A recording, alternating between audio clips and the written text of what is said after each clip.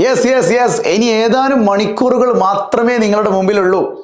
SSLCയുടെ result വരികയാണല്ലേ. May 8-ാം തീയതി ഉച്ചയ്ക്ക് 3 മണിക്ക് റിസൾട്ട് വരുമെന്ന് നിങ്ങൾ വിചാരിക്കുന്നുണ്ടെങ്കിൽ അത് തെറ്റാണ്. മെയ് 3 മണിക്ക് എല്ലാവരും കൂടി കയറുമ്പോൾ എന്താണെന്നറിയോ, സൈറ്റ് ഹാങ് ആയി പോകും. കംപ്ലീറ്റ് ഹാങ് ആയി പോകും, ചെറിയ ലാഗ് അടിക്കും. അപ്പോൾ നിങ്ങൾക്കൊരു മെയ് 8-ാം തീയതി ഉച്ചയ്ക്ക് 3 മണിക്ക് കറക്റ്റ് സമയത്ത് എന്ത് ചെയ്യും, ഒരു 2:55 ആകുമ്പോഴേക്ക് തന്നെ പൊതുവിദ്യാഭ്യാസ മന്ത്രി വാർത്താ സമ്മേളനത്തിലൂടെ അത് പുറത്തു വിട്ടിട്ട് ഒരു 3:20 സമയമൊക്കെ ആകുമ്പോഴേക്ക് നിങ്ങളുടെ റിസൾട്ട് മെല്ലെ മെല്ലെ മെല്ലെ കണ്ടു തുടങ്ങും. ചില ആൾക്കാർ മെല്ലെ മെല്ലെ സ്റ്റാറ്റസ് ഇട്ട് തുടങ്ങും. അപ്പോൾ ചുരുക്കി പറഞ്ഞു കഴിഞ്ഞാൽ ആ ഒരു ദിവസത്തിന് ഒരുപാട് പ്രത്യേകതകളുണ്ട്. നിങ്ങളുടെ വീട്ടുകാർ, കുടുംബക്കാർ, കൂട്ടുകാർ, നാട്ടുകാർ, അടുത്ത പോയിന്റ് നാട്ടുകാർ എല്ലാവരും എന്തിന്, നിങ്ങളുമായിട്ട് യാതൊരു ബന്ധവും നിലവിലില്ലാത്ത എന്നാൽ നിങ്ങളുടെ കുടുംബമായ അത്രമേൽ 40 വീടിൻ്റെ തൊട്ടപ്പുറത്തുള്ള അയൽവാസി വരെ എണീച്ച് വരുന്ന സമയമാണ് എന്ത്, മെയ് 8 ഉച്ചയ്ക്ക് 3 മണിക്ക്. വാട്സപ്പ് ഗ്രൂപ്പിൽ ചോദിക്കും, ആ ഗ്രൂപ്പിലുള്ള 10ാം ക്ലാസ് പഠിക്കുന്ന കുട്ടിയുടെ നമ്പറിലേക്ക് അല്ലെ കുട്ടിയുടെ പാരൻ്റ് നമ്പറിലേക്ക് മെസ്സേജ് ചോദിക്കും, എന്തായി മോളെ റിസൾട്ട് ഫുൾ A+ ആയിരിക്കൂല്ലേ? ആ ചോദ്യത്തിൻ്റെ മറുപടി കൊടുക്കാൻ നിങ്ങളുടെ കൈകളിൽ A+ ഇല്ലെങ്കിൽ എന്ത് ചെയ്യും?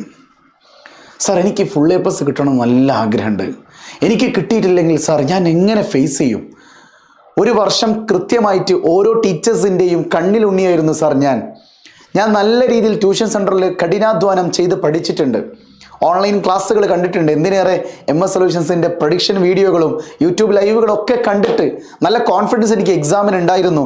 പക്ഷേ റിസൾട്ട് വരുന്നുണ്ട്, മറ്റന്നാൾ റിസൾട്ട് എന്ന് പറയുമ്പോൾ എന്തൊരു ടെൻഷൻ.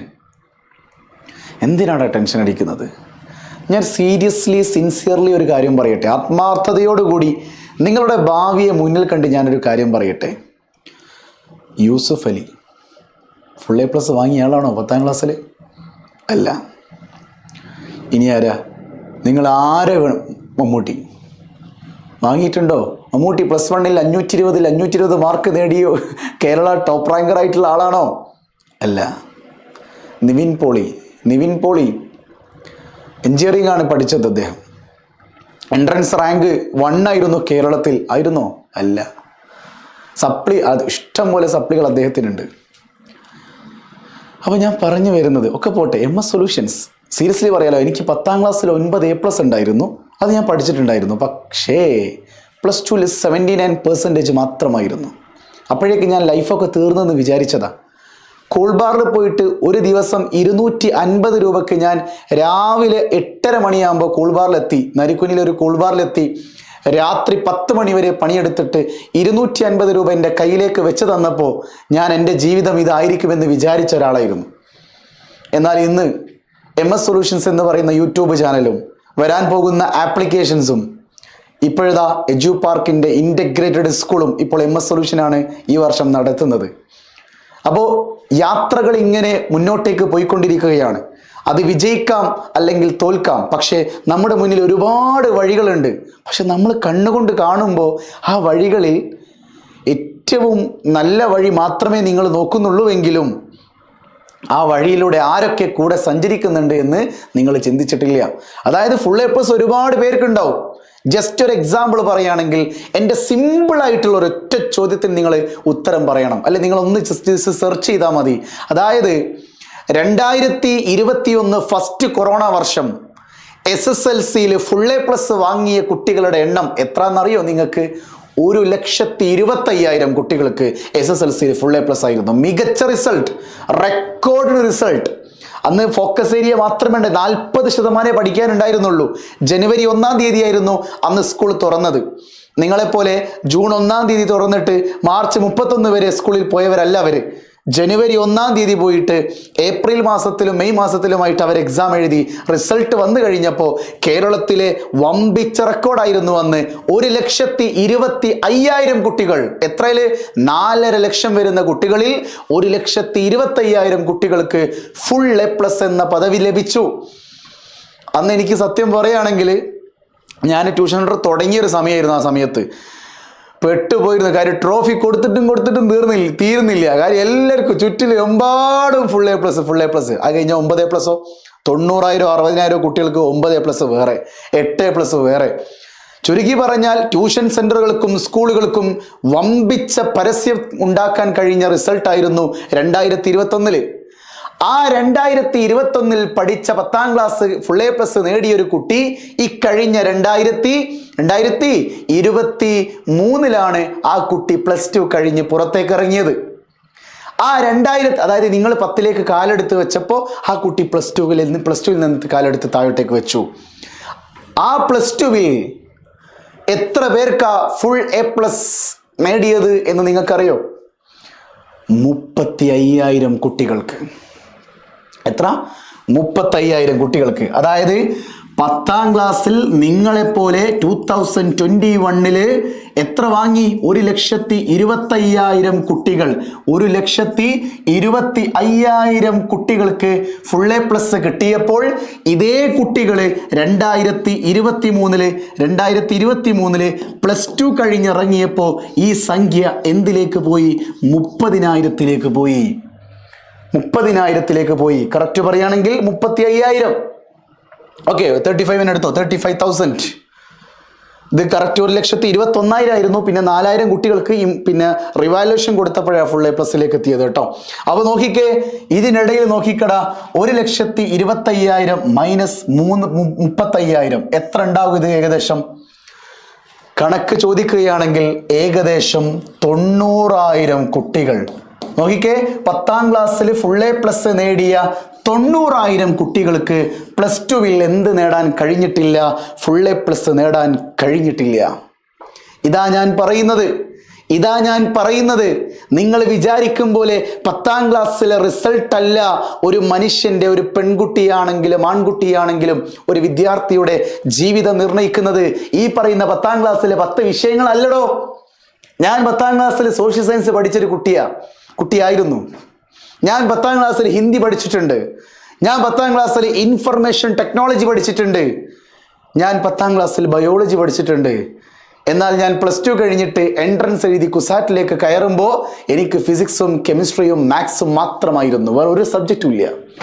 ഒന്ന് ആലോചിച്ച് നോക്കിയേ, ആലോചിക്കണം നിങ്ങൾ. ചില സബ്ജക്റ്റുകൾ നമ്മളിൽ നിന്ന് പിരിഞ്ഞു പോകും. അതൊക്കെ പിരിയാനുള്ളതാ. നിങ്ങൾ തന്നെ 10ാം ക്ലാസ് കഴിഞ്ഞിട്ട് സയൻസ് എടുക്കണോ? എല്ലാവരും പറയുന്നു സയൻസ് പെട്ടുപോകും. എന്നാ കൊമേഴ്സ് എടുക്കാം. ഹ്യൂമാനിറ്റീസ് എടുക്കണോ? എന്തേത്തെ ഹ്യൂമാനിറ്റീസിൽ പഠിക്കാനുള്ളത് അറിയില്ല. കൊമേഴ്സിൽ ഒരു വിഭാഗം പറയുന്നു മാത്സ് തന്നെ പഠിക്കാനുള്ളത്. പക്ഷെ സയൻസിനേക്കാളും എളുപ്പമാണല്ലോ കൊമേഴ്സ്. എൻ്റെ പൊന്നു പ്രിയപ്പെട്ട ചെറുപ്പക്കാരാ, നീ ചെന്ന് ഇപ്പോൾ +2 പഠിക്കുന്ന കൊമേഴ്സ് സ്റ്റുഡൻറ്റിനോട് ചോദിക്ക് എങ്ങനെ ഉണ്ടായിരുന്നു +1 സബ്ജക്റ്റുകൾ. ആ കുട്ടി പറയും, പൊന്നു മോനെ കൊമേഴ്സ് എടുക്കല്ലേ. നീ ഇപ്പോൾ +2 പഠിക്കാൻ പോകുന്ന സയൻസ് സ്റ്റുഡൻറ്റിനോട് ചോദിച്ചു നോക്ക് എങ്ങനെയാണ് +1 സയൻസ്. ആ കുട്ടിയും പറയും, പൊന്നു മോനെ എനിക്ക് അതിലും നല്ലത് കൊമേഴ്സ് എടുക്കുന്നതാ അല്ലേ. ഇനി ഹ്യൂമാനിറ്റീസ് ഇപ്പോൾ +2 കാലെടുത്ത് വെക്കുന്ന കുട്ടിയോട് നീ ചോദിക്ക് ഹ്യൂമാനിറ്റീസ് എങ്ങനെയുണ്ട്. ആ കുട്ടി പറയും, അന്ധകാല പത്രം വരെ വായിച്ചാൽ പോലും മനസ്സിലാകാത്ത കാര്യങ്ങളാണ് ഇതിൽ പഠിക്കാനുള്ളത്. അതുകൊണ്ട് ജസ്റ്റ് കൊമേഴ്സോ സയൻസോ എടുത്തിനായിട്ട് എന്തെങ്കിലുമൊക്കെ 10ാം ക്ലാസ് ഒരു ടച്ച് ഉണ്ടാവുമായിരുന്നു എന്ന് പറയും. നിങ്ങൾ ചോദിക്ക്, നിങ്ങളുടെ സീനിയേഴ്സിനോട് ചോദിക്ക്.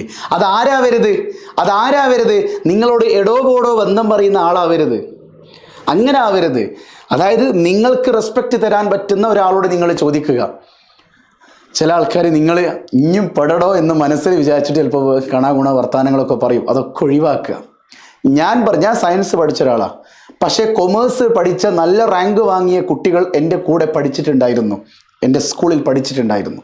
ഹ്യൂമാനിറ്റീസ് പഠിച്ച നല്ല റാങ്ക് നേടിയ പെൺകുട്ടികൾ എനിക്കറിയാം. കാര്യം ഹ്യൂമാനിറ്റീസിൽ നല്ല റാങ്ക് വാങ്ങുന്നത് പെൺകുട്ടികളാണ്. ഹ്യൂമാനിറ്റീസിൽ ബോയ്സ് കുറച്ച് കുറയുകയും ചെയ്യും. കൊമേഴ്സിൽ ബോയ്സിൻ്റെ എണ്ണം വളരെ കൂടും. കൊമേഴ്സ് എടുക്കുന്ന പെൺകുട്ടികൾ ഒരു കാലത്ത് വളരെ കുറവായിരുന്നു. എന്നാൽ ഇപ്പോഴോ സയൻസിനെ കൊണ്ട് പഠിക്കാനാവൂല എന്ന് പറഞ്ഞു വെച്ചിട്ട് ആ കുട്ടികൾ എന്ത് ചെയ്യാണ്? കൊമേഴ്സ് എടുക്കുകയാണ്. എന്തായാലും ശരി, സയൻസിനെയും കൊമേഴ്സിനെയും ഹ്യൂമാനിറ്റീസിനൊന്നും വേണ്ടി പറയാനല്ല MS വന്നത്. MS പറയുന്ന ഒരൊറ്റ കാര്യം ഇത്രയേ ഉള്ളൂ. റിസൾട്ട് വന്നു കഴിഞ്ഞാൽ പൊന്നുമോനെ മുറിക്കല്ലേ ചെറുപ്പക്കാരാ നിന്റെ ഞരമ്പ്. രോഗമുണ്ടെന്ന് എനിക്കറിയാം, ഞരമ്പ് രോഗം. പക്ഷേ ആ രോഗത്തിനേക്കാൾ റിസൾട്ട് വന്നു കഴിഞ്ഞിട്ട് ഇതങ്ങോട്ട് മുറിച്ചിട്ട് ജീവിതം വെച്ച് കളിക്കല്ലേ. സ്വന്തം അച്ഛനും അമ്മയും നിനക്ക് ഫുൾ A+ കിട്ടിയിട്ടില്ല, നിനക്ക് നല്ല റിസൾട്ട് കിട്ടിയിട്ടില്ല എന്ന് വിചാരിച്ചിട്ട് നിന്നെടുത്തിട്ട് കിണറ്റിലേക്ക് ഇടാനൊന്നും പോകുന്നില്ലല്ലോ. ഇല്ല. ലൈഫിൽ കാണിച്ചു കൊടുക്കണം. ഇന്ന് ഫുൾ എ പ്ലസ് കിട്ടിയില്ലെങ്കിൽ ഇന്ന് എ പ്ലസുകളുടെ എണ്ണം നിനക്ക് നേടാൻ ചരിത്രത്തിൻ്റെ ഭാഗമാകാൻ ഏത് ഫുൾ എ പ്ലസുകളുടെ എണ്ണം നേടിയിട്ട് ആ ഒരു ഫ്ലെക്സിൽ വരാൻ നിനക്ക് പറ്റിയിട്ടില്ലെങ്കിലും നിന്റെ പാരൻസിന് ഇനിയും കാണിച്ചു കൊടുക്കാൻ വർഷങ്ങൾ ഒരുപാടുണ്ട്. ഇനി ബെസ്റ്റ് ഒരു എക്സാമ്പിൾ നിന്റെ മുമ്പിൽ ഞാൻ വന്ന് പറഞ്ഞു തരാം. ഒറ്റ എക്സാമ്പിൾ. എൻ്റെ ഈ ഓഫീസിൽ ഇവിടെ ഒരാൾ ഒരു വർക്ക് ചെയ്യുന്നുണ്ട്. അയാൾ 10ാം ക്ലാസ്സിൽ ഫുൾ എ പ്ലസ് ആണ്. +2 97% എൻട്രൻസ് എഴുതി ചെല്ലുന്നത് ഞാൻ പഠിച്ച അതേ Cochin university of science and ടെക്നോളജിയിലാണ്. ആലോചിക്കേണ്ട കാര്യം, 10ാം ക്ലാസ്സിൽ 9A+ ആണ് ഞാൻ വാങ്ങിയത്, അവൻ വാങ്ങിയത് 10A+ ആണ്. ഞാൻ +2 വാങ്ങിയത് 79% മാത്രമായിരുന്നു. കളിച്ച് ഇനി കളിക്കാൻ ബാക്കിയില്ല. സയൻസ് എടുത്തിട്ട് ഏറ്റവും കൂടുതൽ കളിച്ചൊരു വ്യക്തി MS ആണ്. പരീക്ഷ എഴുതുന്ന സമയത്ത് കോപ്പി അടിച്ച് പിടിച്ചിട്ട് അന്തസ്സായിട്ട് ആ അധ്യാപകന്റെ കാലിൽ വീണുകൊണ്ട് പറഞ്ഞിട്ടുണ്ട്, ടീച്ചറേ പറയരുതേ എന്ന് പറഞ്ഞിട്ടുണ്ട്. അതിലൊന്നും ഒരു ഉളുപ്പിരിക്കില്ലായിരുന്നു. കാര്യം എൻ്റെ ലക്ഷ്യം പരീക്ഷയിൽ എന്തെങ്കിലും മാർക്ക് വാങ്ങണമെന്നായിരുന്നു. പിന്നീട് എനിക്ക് തോന്നിയിട്ടുണ്ട് പരീക്ഷ കോപ്പിയടിയേക്കാൾ പ്രധാനം അതിൻ്റെ സ്കില്ല് വളർത്തിയെടുക്കുക എന്നുള്ളതായിരുന്നു. ഒക്കെ പോട്ടെ. അപ്പോൾ തീർച്ചയായിട്ടും ഇന്ന് +2 79% വാങ്ങിയ ഞാൻ, +2 97% വാങ്ങിയ എൻ്റെ കൂട്ടുകാരൻ, ഇന്ന് എൻ്റെ ഓഫീസിൽ ഞാൻ അവന് കൊടുക്കുന്നുണ്ട് ശമ്പളം. ഇത് ഞാൻ സ്വാർത്ഥത കൊണ്ട് പറയുന്നതല്ല. നമ്മുടെ ജീവിതത്തിൽ ഇനിയും ഒരുപാട് തടസ്സങ്ങൾ വരാനുണ്ട്, ഒരുപാട് ഓപ്പൺ സ്പേസ് വരാനുണ്ട്, വാതിലുകൾ തുറക്കാനുണ്ട്. ബീർബൽ അക്ബർ ചക്രവർത്തിയോട് പറഞ്ഞൊരു വാക്യമുണ്ട്. എന്തായിരുന്നു അത്? ഞാനിപ്പോൾ പറയുന്നില്ല, പക്ഷെ നിങ്ങളത് കമൻറ്റ് ബോക്സിൽ പറയണം. നിങ്ങളത് പറയണം. കടന്നു പോകും, എന്ത് കടന്നു പോയിരിക്കും. അതുകൊണ്ട് എൻ്റെ പ്രിയപ്പെട്ട ചെറുപ്പക്കാരാ, റിസൾട്ട് പോട്ടറ. ഒരു നാട്ടുകാർക്കും കുറച്ച് റെസിഡൻസ് അസോസിയേഷൻസുകൾക്കും ചില പ്രത്യേക പാർട്ടിക്കാർക്കും മതവിഭാഗങ്ങൾക്കൊക്കെ എന്തെങ്കിലുമൊക്കെ നാട്ടിൽ ചെയ്തിട്ടുണ്ട് എന്ന് കാണിക്കാൻ വേണ്ടി മാത്രമായിട്ടുള്ള ഒരു പൊട്ടൻ പരിപാടി മാത്രമായി ഈ ട്രോഫി കൊടുക്കൽ മാറിയിരിക്കുന്നു. നേരെ മറിച്ച് +1 520 ഔട്ട് ഓഫ് 520 വാങ്ങിയ ഒരു കുട്ടിക്ക് പോലും, +2 90% വാങ്ങിയ ഒരു കുട്ടിയെ ആദരിക്കാൻ പോലും ചിലക്ക് പറ്റാറില്ല. അവരൊക്കെ SSLC അതിൻ്റെ 3 ഇരട്ടി പഠിച്ചിട്ട് ആ കുട്ടി +2 90% മാർക്ക് വാങ്ങുന്നത്. അപ്പം നിങ്ങൾക്ക് മനസ്സിലാവും ഞാനിപ്പോൾ എന്താ പറയുന്നത് നിങ്ങൾക്ക് തിരിയില്ല. കാര്യം ഞാൻ പറയുന്നത് വരാൻ പോകുന്ന 2 കൊല്ലത്തെക്കുറിച്ചാണ്. പക്ഷെ നിങ്ങൾ ആലോചിക്കുന്നത് മറ്റന്നാൾ വരുന്ന റിസൾട്ടിനെ കുറിച്ചാണ്. അതുകൊണ്ട് നിങ്ങൾക്കൊന്നും തലേ കയറില്ല. പക്ഷെ നിങ്ങൾ ആലോചിച്ചോളിൻ ചെറുപ്പക്കാരി, ഈ റിസൾട്ടിൽ നിന്ന് ഇനി എനിക്ക് ഒരൊറ്റ A+ കിട്ടിയില്ലെങ്കിലും MS ഉണ്ടായിരിക്കും നിന്റെ കൂടെ. നിനക്ക് ഇഷ്ടം പോലെ വഴികൾ തുറന്നു കിടക്കുന്നുണ്ട്. അലോട്ട്മെന്റ് സമയത്ത് കംപ്ലീറ്റ് വഴികളും നിനക്ക് ഞാൻ പറഞ്ഞുതരും. 200-ന് മുകളിൽ ജോലി സാധ്യതകളുള്ള കോഴ്സുകളുണ്ട്. Don't worry. എടാ, ഒരു ബിൽഡിംഗ് ഉണ്ടാക്കി വാടക കൊടുക്കടാ. ഇങ്ങനൊരു ബിൽഡിംഗ് ഉണ്ടാക്കിയിട്ട് വാടക കൊടുത്താൽ മതി.